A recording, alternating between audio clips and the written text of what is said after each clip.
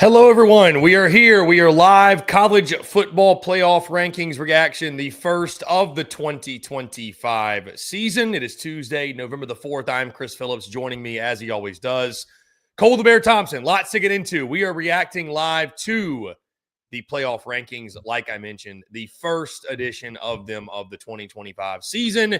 And as you recall from a season ago, there's a good chance none of these make sense, especially the first ones that drop. So that should lead to exciting banter and conversation. That being said, guys, when we really get going, dive into everything, make sure you hit that like and subscribe button on YouTube. We are inching ever so close to 30,000 subscribers. We cannot do it without your love and support. Also, guys, make sure you check out our friends over at FANDUEL because, as always, we are brought to you by our friends at FanDuel, FanDuel.com/SECU to get in on the action. Join today and get started with $250 in bonus bets when you win your first $5 bet. Once again, FanDuel.com/SECU to get in on the action today.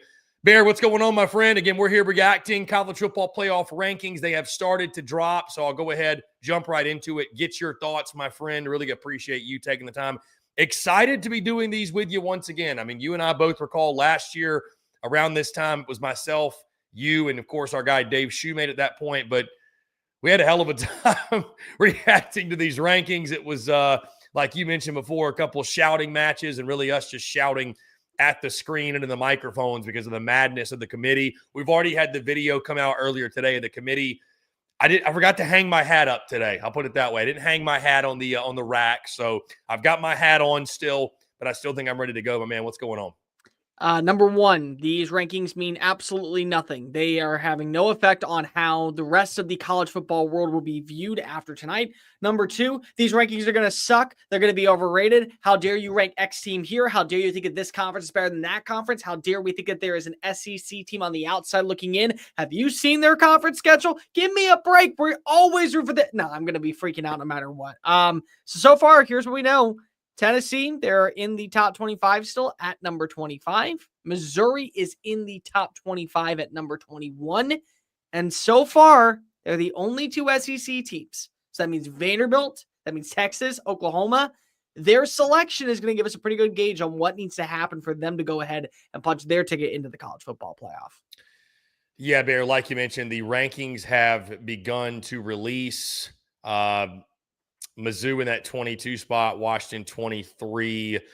Funny enough, Bear, I'm following tonight on Twitter because I'm one of those out there with YouTube TV, and I have not subscribed to another streaming service, and so I'm not even watching it. So we got that going for us. We got Georgia Tech at 17, just to appear. Okay, all right. So you're watching it. Good deal. Yeah. I have not.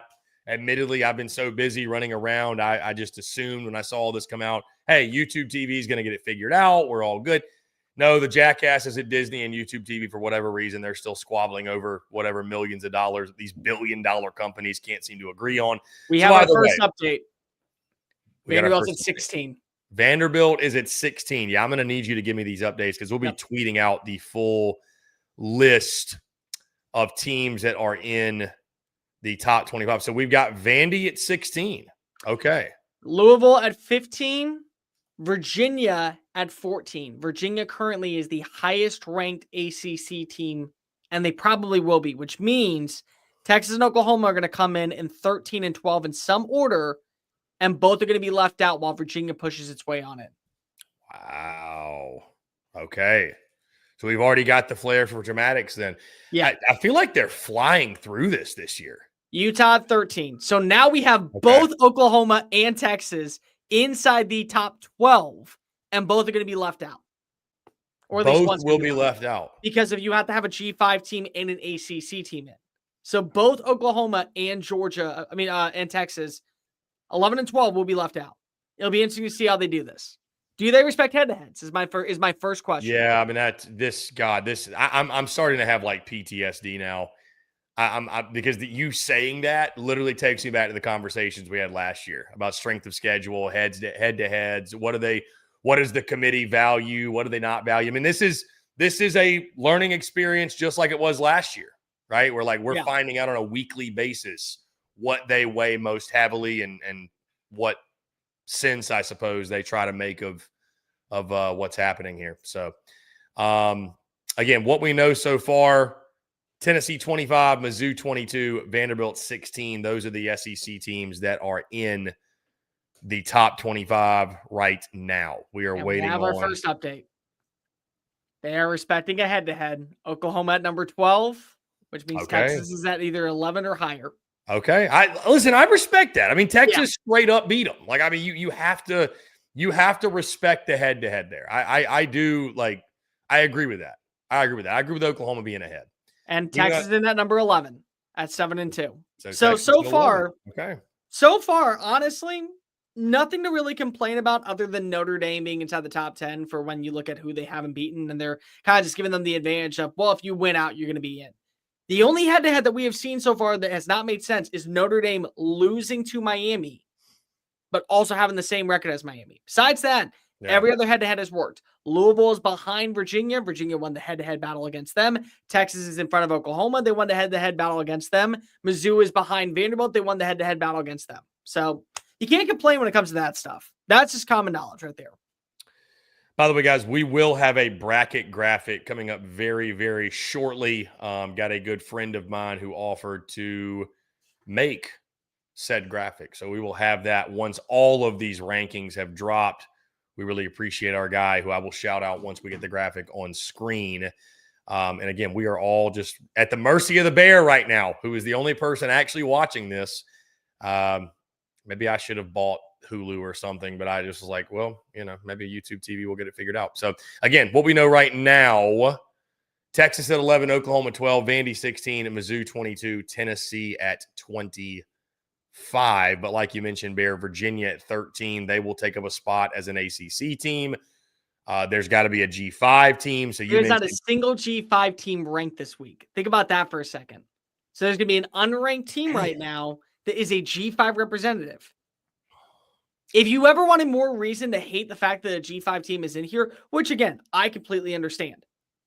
But if you want to have a reason to hate on it, this is it. Well, it's all under the guise of equality in college football, which college football is the most unequal thing of all time. Like, equality is such a pipe dream that we think we're going to, congratulations, you gave a spot to Boise State. You're going to give a spot to South Florida. You give a spot to Memphis. You give a spot to Appalachian State on the right year. Like, Bear, this is a recycled take from me. Many others have this same take. Many others adamantly disagree.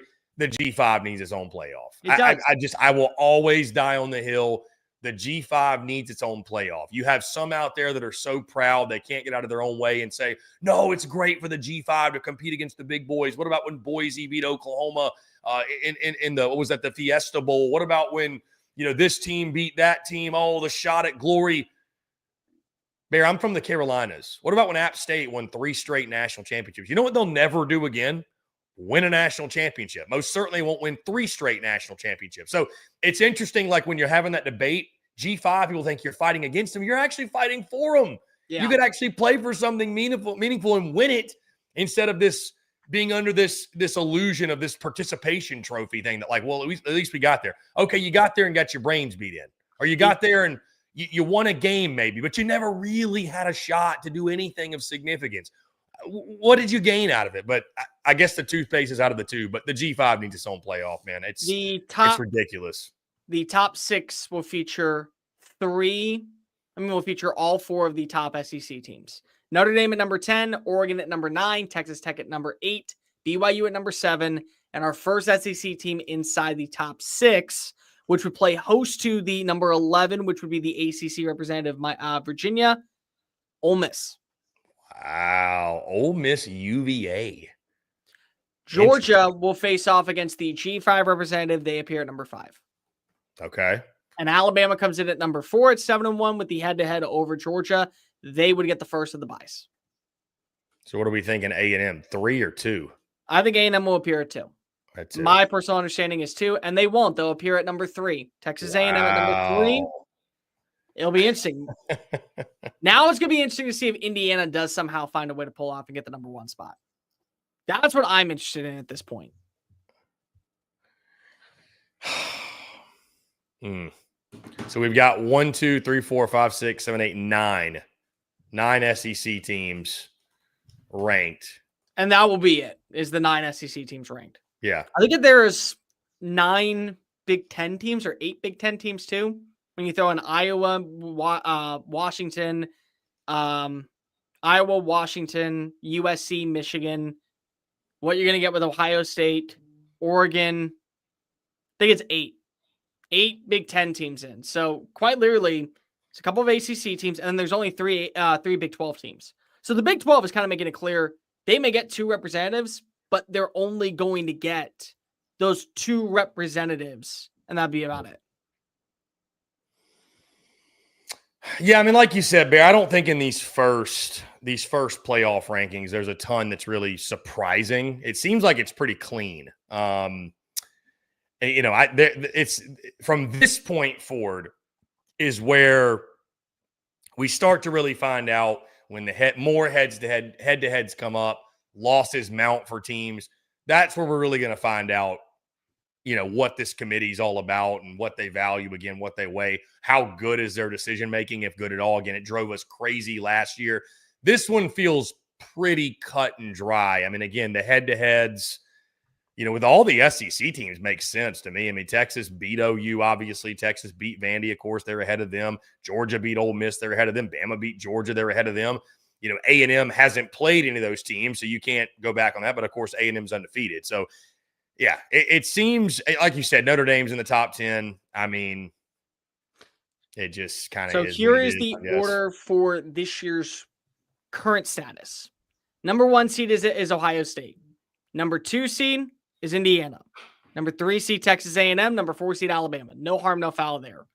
The number 5 seed is Georgia. The G5 representative is Memphis. So Memphis would get in over USF because the head-to-head win. Ole Miss at number 6 would host the ACC representative, which is Virginia. BYU, which is the Big 12 representative, would host Notre Dame at number 10 at large bid. And Texas Tech would face off against Oregon in Lubbock as the other matchup. Georgia versus Alabama would be in the next round. Oregon versus Texas Tech versus Ohio State. Ole Miss versus Texas A&M, or Virginia versus Texas A&M. BYU or Notre Dame versus Indiana. The first 2 teams out, Texas and Oklahoma. And I've actually got this bracket we're about to show on screen, by the way, Berrigan. I appreciate you carrying the team. Again, this will be hopefully YouTube TV by next week. We'll make this a little bit easier on yours truly, but we're making it happen. Like I said, as we are live reacting to the college football playoff bracket. Let me see. Here we go.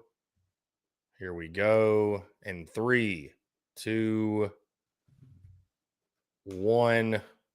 Bang. There you go. Okay, there's your top 12 with your full bracket. Bear, like you mentioned, and again, those listening via podcast, we'll run through it one more time.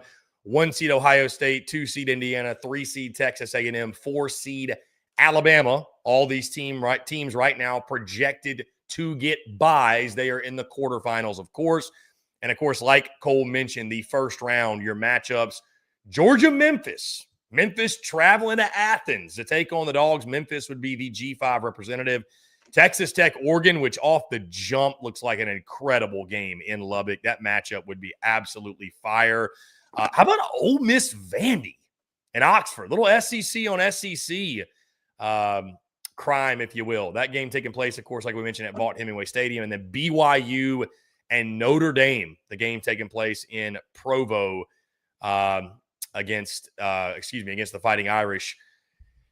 Bear, initial again, there's just so much to this that's got to shake out over the coming weeks. First team out is Texas. Second team out is Oklahoma. How confident do you feel that one, if not both, are going to find their way in? I'd go about a 6. I mean, the thing that I wonder about is Alabama. What do they look like against LSU this week? I think that if they end up having a little bit of struggles, or they don't look the same that we saw when they were playing against Georgia or against Vanderbilt or against Missouri, there's enough to like about Oklahoma's defense to where they could make this a 4-quarter game. And if they end up pulling away, or at least making this into the final minutes of the matchup, they end up getting that win. And that's a signature win to where you say, hey, 9-3, I don't really like your resume. I don't really like the fact that we have a 9-win team in over an 11-win ACC team or an 11-win Big 12 team. But you beat a top 4 team in the country. I mean, that's got to count for something. So that makes you feel good. And then you look at the status of Texas right now. Texas had an offense that over the last 6 quarters is probably top 15 in the country. They have been on point. And Arch has been one of the 5 best quarterbacks over the last 6 quarters in college football. If that ends up showing up out in Athens in 2 weeks, fresh off of a bye week, being able to kind of get their feet underneath them, that same defense, that's going to be another top 10 win. And if somehow, some way, we still see Texas A&M not lose a game and they go into Austin and they lose that one on a Friday night, that's going to put you at 10-2. And the offense is good enough, I think, to go toe-to-toe with Texas A&M. And the defense is going to be one of the better units that A&M has faced all year. So I'd go 6 that one gets in, but all it takes is one loss and for another team to kind of show on out. What if BYU ends up winning out and they're 12-0, but somehow Texas Tech still makes it to Arlington and they beat them in Arlington and they're now the Big 12 champion? Are you going to kick out a 12-0 or 12-1 BYU for a 9-3 Texas or a 9-3 Oklahoma? No. And honestly, you shouldn't do that. Like, that's where we talk about all the time where you want to say the SEC bias shows on up. BYU went undefeated in the regular season and their reward is to play in the Pop-Tarts Bowl. Like, no, that's never going to suit well with anybody, in my opinion. Yeah, they'll say SEC bias, but there's bias all over the bracket as we see again in the top 25. Again, Vandy on the outside looking in right now. What were they at? 16, Bear, we said? I believe 16 was it. Vandy's at 16. Texas and Oklahoma at 12 and 11, but the first 2 out. Missouri, who's at 21, has the biggest opportunity to move on up with a win over Texas A&M. Yeah, they're at number 21, and then to round things out, we have Tennessee at number 25. Which that's just being nice and saying you got to belong in. Which also it's kind of like it's kind of like last year where it's like Mizzou was in the top 25 but never had a shot to get in. I think Tennessee's a top 25 team. Don't get me wrong. I think it's well deserved they're in the top 25, but they're just with that third loss, they're never going to probably crack further than like, even if they won out 16, 15, maybe. But I think it's probably pretty well understood at this point. 3 losses, you're out. I think with 3 losses, you're out. I don't care who you are. I don't care even if it's Oklahoma. I think a third loss and you are probably going to be out because it's pretty crowded right now at the top for sure. But there's a lot to determine. Again, Texas is on a warpath right now with Arch Manning. What if he continues to play really well?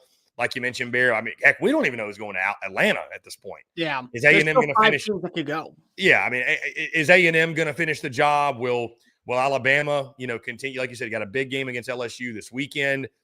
Georgia has been playing with fire. Are they able to stay the course and navigate this season, only catching 1 L, if that? And then, of course, like we mentioned, Texas, Oklahoma, same thing. I mean, Oklahoma, I think you look at the way they finish the stretch of at Alabama, Missouri, and LSU. For them, it's really, really hard, in my opinion, to see them getting through that unscathed.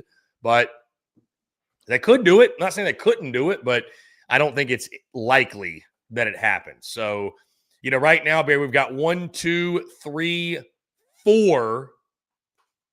What do you think? 4? Is that the number you think we're trending towards, just based off these first rankings of getting in the playoff? Could we get 5? Or could we get 3? Is it going to be like last year? We're only 3 going to. I think how much the league beats up on each other towards the end could determine that a little bit. I think at this point, what you're looking at is Big Ten getting 3. And the question is going to be, who is that third? Because I'm not ready to say entirely it's going to be Oregon. Like, let's just be real for a second. Does Oregon have an impressive win? In my opinion, no. Could they end up losing to Washington at the end of the year and Washington runs the table? Yeah, it's possible. Could they lose this weekend to Iowa? It's in Kinnick. I mean, the things that is that Iowa does not lose many games at Kinnick Stadium. So do they have that guaranteed victory to where they're put in? Or does Iowa show on up? Or does USC run the table? They have a matchup against both Iowa and Oregon. What about Washington? Do they seek their way on in? For the SEC, I think there's 4 teams. Like, I think every single year we're going to see in the 12-team playoff picture, one conference, whether it be the SEC or the Big Ten, get 4, the other one get 3. And then every once in a while, if Notre Dame is 10-2, they're a lock to get in. But if not, then the 4th team probably comes from the other conference that we're leaving on out. I think at this point right now, 4 is going to be a lock for the SEC. Now, who are the 4? Is it Texas A&M, Alabama, Ole Miss? I think those 3 are locks at this point. And then we throw in Texas because they win the head-to-head against Georgia, and Georgia loses to Georgia Tech, and Georgia Tech finds its way on in. Is Oklahoma going to beat Alabama? But Alabama still has only one conference loss, and they go to the SEC championship game, and they run the table, and they go 10-2. Like 4, I think, is the guarantee for the SEC. The question is going to be, do we get a 5th? But somebody has to find a way to mess on up. That Pitt game for Notre Dame late in the year at Pitt, that is a very sneaky game. Because if somehow Texas or Oklahoma runs the table and goes 10-2, and Notre Dame is 9-3, Notre Dame's getting left out. Like the thing that you have as a blessing for a team like Texas or Oklahoma, or even that much for, I would say, Oregon, you have a conference championship. You play a conference schedule. Notre Dame doesn't have that. So Notre Dame doesn't get the benefit of the doubt to go and find a way to mess things up. And they already started off the year 0-2. And one of the teams isn't trending upward at all. One of the teams is sucking right now. I think you're on mute. Oh, no. I think we lost Chris when it comes to the audio. Oh, no. We did lose Chris when it came to the audio. He's going to hit reset. We'll figure this out. Don't worry. Nope. Still nothing.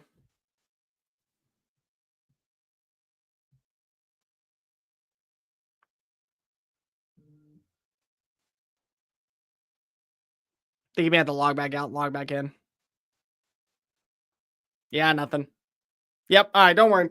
I'll hold it on the fort until he gets back. By the way, if you haven't already, like the video, hit the ring notification. We're going to go live every single week right after the polls get announced. So if you want to be locked in, make sure that you don't miss out on any of the content. And also, make sure that you go visit FanDuel.com/SECU. Get started today with $300 in bonus bets. Now you know where the rankings are. Now we know what is the baseline currently of the status of the 12 teams. That doesn't mean that these 12 are going to be the same, especially in the ACC. The Big 12 is going to have a complete and total shakeup quite literally on Saturday out in Lubbock because we have BYU taking on Texas Tech. The winner of that game is absolutely going to have first glance. So make sure that you go ahead and hit subscribe. Make sure that you go ahead and follow us on social media. Make sure you go over to FanDuel.com/SECU.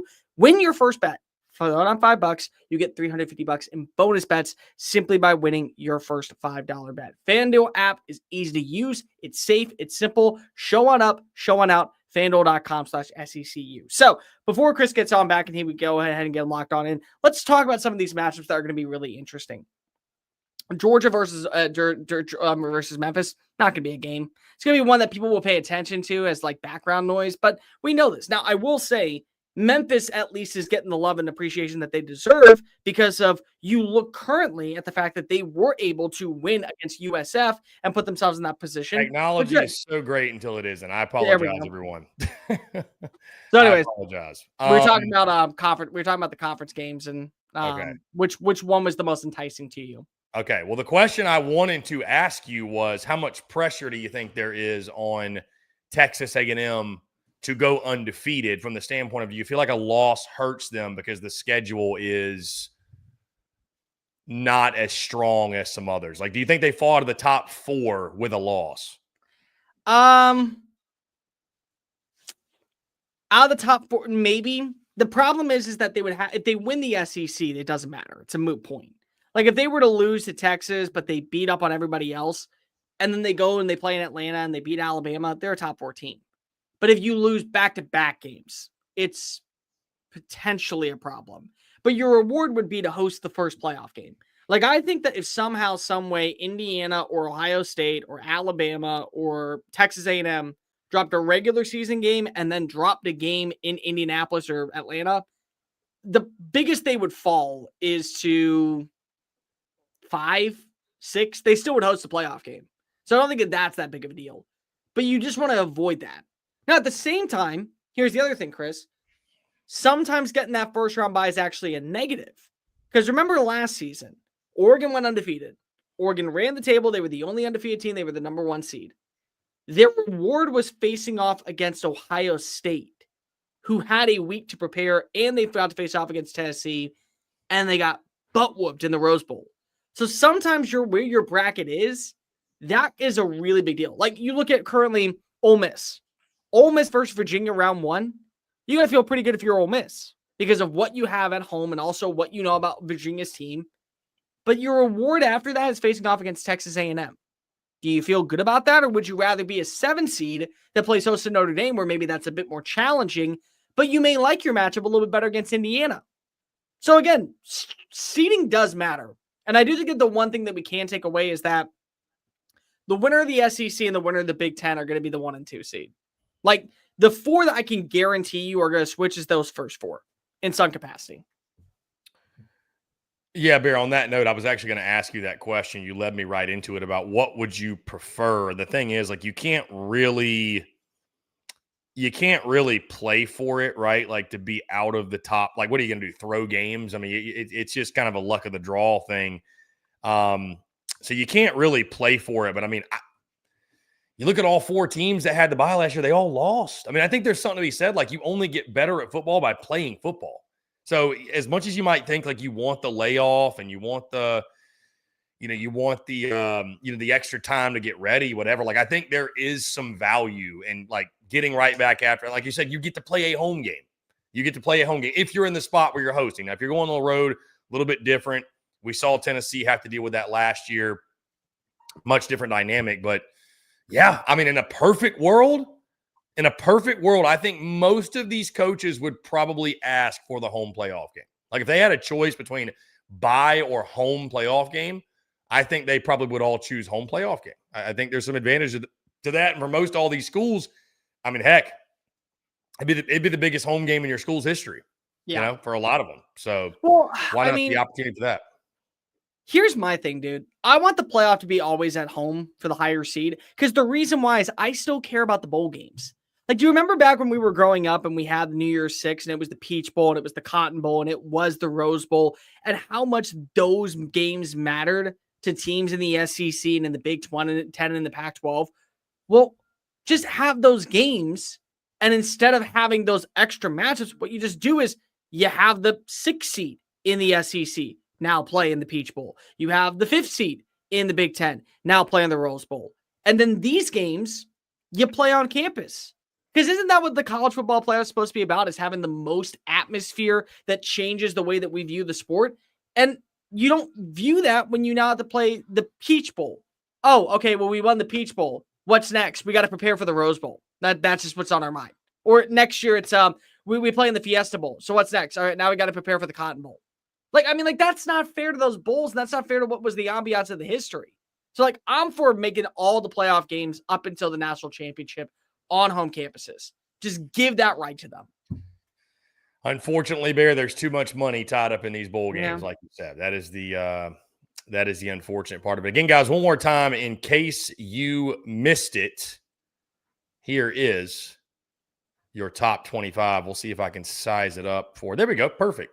Shout out to our guy, CFB Worldwide, by the way, who we collab with a good bit on Instagram for helping out with the graphics. He offered, said, hey, you mind if you throw the graphic on the show? We said, why not? I'll shout out the page. CFB Worldwide, good friend of the show. Guy, by the way, Bear, I actually met him at the Georgia-Tennessee game earlier this season. Really good kid. So either way, though, this is your top 25. I'll run down it really, really quickly, and especially those listening via podcast.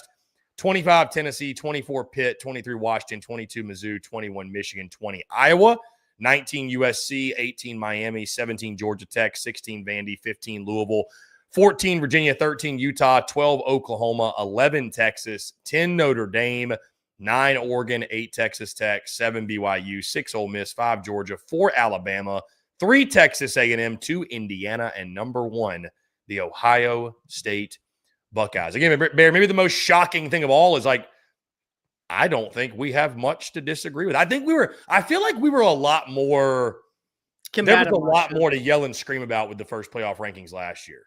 There's a reason for that, though. Number one is the way they went about it. The conference champions got the first round bye. Yeah, that's true. So that was where we all got upset, seeing Boise State be in that chatter and not being one of the teams that was at the number 11 spot. I will say I do have one gripe here. I personally don't think that right now Tennessee belongs in the top 25. And I understand we can go ahead and argue, well, who's their best win against? It doesn't really matter. If you're going to put a G5 team in, a G5 team has to be ranked. Because how can you justifiably say right now, well, Memphis is better than JMU? Both of them have one loss. One has a loss to Louisville. That's a good team. And the other one has a loss to UAB. So are we going to say because Memphis beat Arkansas which is an SEC team, that they belong in over them. Like, it's just, it's a gripe that I have because of the only way that we can determine who is the G5 champion and the 5th conference champ is by having one of them ranked. So whether or not you think it's good or not, they have to be at least number 25 every single week. Because I can understand JMU fans losing their minds, beating the crap out of Texas State last week, and holding on against Louisville on the road on a Friday night and saying, so what? Nobody's ranked and we just are, shit bricks. Like, that's it. That's what we get. That's probably my biggest gripe, I would say. Yeah, I think that's fair. I mean, listen, I think JMU deserves a spot also, top 25. I think that's a hell of a program, hell of a team, the way they've been playing. Yeah, interesting though, Bear, like you said, not a single, unless I'm missing one, not a single G5 team ranked. Nope. That is shocking that at this point we do not have a single G5 team ranked. Bear, outside of that, like I mentioned, I don't want to beat a dead horse or overkill anything. Any other big takeaways we're looking at here? Like I said, I think we're going to have the shows we have from here on out on these Tuesday nights, because obviously, guys, every single Tuesday night, you're going to get us reacting to, breaking down the rankings. It's going to get more chaotic from here. Yeah. We're going to have upsets. We're going to have teams beating up on other teams. We're going to have the debate with the 2-loss, the 3-loss, the head-to-head, the conference champions, the G5. Like, it's going to get more turned up on its head. But right now, I mean, the committee is probably breathing a heavy sigh of relief, because for 1 week, people aren't on the attack onto them. Sure. So it won't last very long, though. That's my prediction. It's not going to last. I will have one final thought. I want to throw this back up here real fast. Yeah. Right there. Number 16, Vanderbilt. Vanderbilt's sneaky. Yeah, Vanderbilt still in it. I mean, Vandy's still in it. Vandy just has to win out. Because think about this. Yeah. Texas Tech and BYU, they play against each other. That's a head-to-head. One of them is getting knocked out of the top 10 next week. Maybe they'll be number 11, but they'll be out of the top 10. Texas plays against Georgia. What if they lose? Oklahoma plays against Alabama. What if they lose? Louisville and Virginia, they're going to eventually either play against each other in Charlotte, and one of them's going to get knocked out. All you have to do is just keep moving up, and you're right there at number 11 at worst. Vandy is sneakily in a really good spot. Like Georgia Tech, in my opinion, I think that they got hosed. I think Georgia Tech, I understand it's a conference loss, but Georgia Tech, I still feel like has the most complete roster in the ACC to make a run to the playoff. They should be a little higher. Vandy's benefiting from everything. Because think about this also. There's going to be separation from Louisville at some point. There's going to be separation from Virginia at some point. Utah is going to separate itself at some point. Everyone else is going to find a way to say, all you have to do is win. Beat Kentucky, beat Auburn, beat freaking Tennessee. You're 10-2. You're in. They are actually one of the biggest benefactors of all this, in my opinion. Is there a world where you see a 2-loss SEC team potentially being left out? No. My bottom line is that there's no way I see any 2-loss Big Ten or SEC team ever being left out of the playoff. Yeah. The hell that would ensue from that would be not worth it. I mean, Mizzou's sitting at number 21. Think about this for a second. Mizzou beats Texas A&M. They run the table and they beat Oklahoma and then they beat Arkansas. Whether or not you think that they are a top 12 team, they're 10-2. I promise you, they're going to be in the playoff. The only way that they would be left out is if Notre Dame was 10-2 and everyone else was 10-2, and they would give the nod to Notre Dame because of the bias of the logo. Yeah. Besides that, every year an SEC and a Big Ten team will never be left out of the playoff if they're 10-2. I just don't see it. Yeah, I would agree. I don't see any way a 10-2 SEC team or Big Ten, for that matter, is getting left out. Everybody else, hold on to your butts, because it's going to be interesting the rest of the way out. Bear, good stuff, man. Good stuff. Again, really excited to keep doing these with you. Like I mentioned, guys, here, I'll give you guys just a quick rundown of what this is going to look like moving forward, because we do actually have the schedule, the full schedule for these shows, Bear. I haven't even talked to you about this. The next one will be next Tuesday night, actually earlier. So 7 to 8 Eastern, 6 to 7 Central. So you can expect us to be live during that. Tuesday, November 18th. The following Tuesday, of course, 7:30 to 8. A shorter version, I guess, because basketball is probably on or something's going, or maybe Tuesday night football. I don't know. 7:30 to 8. That'll be Tuesday, November the 18th. 6 to 7, Tuesday, November the 25th. That's the week of Thanksgiving. following the final weekend of the regular season, 6 to 6:30, Tuesday, December the 2nd. And then finally, Selection Sunday, which, of course, you guys know we will be live for that one. That'll be a heck of a show that day. Sunday, December the 7th, that show runs from 11 a to 2 p Central. Certainly we'll get the rankings pretty early on in that. But again, we'll keep you guys updated. You don't have to remember any of that, obviously. But the bottom line is this. For the next 4 Tuesdays, and then that following Sunday, you can expect to see us live bonus content here every Tuesday night breaking down these rankings, giving our thoughts, and trying to make sense of what is the college football playoff rankings. So, Bear, that being said, let's put a pin in it. Again, guys, we really appreciate each and every single one of you tuning in. As always, make sure you hit that like and subscribe button on YouTube. We are inching ever so close to 30,000 subscribers. We can't do it without your love and support. Make sure you check us out wherever you get your podcasts, all across your favorite social media platforms, as well as our website, secunfiltered.com. Till next time, he's Cole the Bear Thompson. I'm Chris Phillips. Those are the first college football playoff rankings. Let's see where we go from here. Really appreciate you all tuning in. Y'all have a great rest of your night. We'll talk to you all on the other side.